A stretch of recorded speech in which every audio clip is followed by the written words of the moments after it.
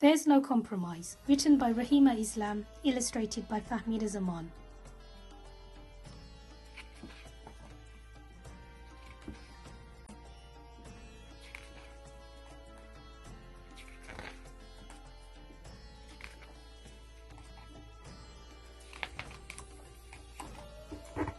Chapter 1. I'm Safia Kareem.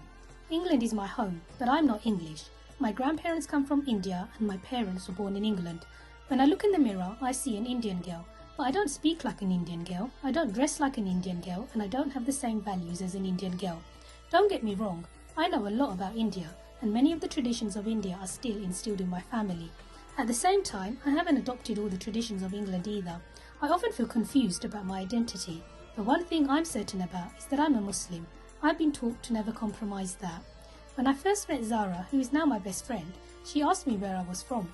I remember not knowing what to say and thinking I was smart. I said, I'm a British Muslim, because that's the way I like to be identified as.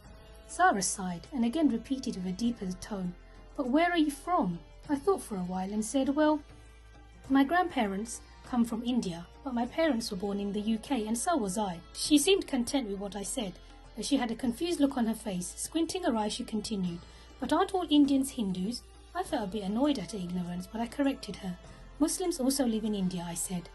Zara's grandparents are from Pakistan, and the majority of people in Pakistan are Muslims. The majority of people in India are Hindus, so I suppose you can't blame people for the ignorance, you can only correct them. Most of the children in my class aren't Muslims. Some don't even have a religion, and they call themselves atheists. My best friend Sue is a Christian, and Zara is a Muslim. It's nice to have friends that believe in what you believe in.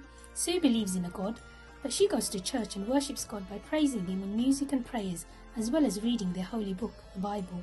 Sue believes that Jesus is the Son of God, but we as Muslims believe Jesus is another prophet of Islam, and God does not have sons. Zara's mum doesn't wear the hijab, and her dad doesn't have a beard, but they eat halal food, and Zara goes to Quran class just like me. Zara thinks my family are strict Muslims, but I think we're just obeying the commandments of God.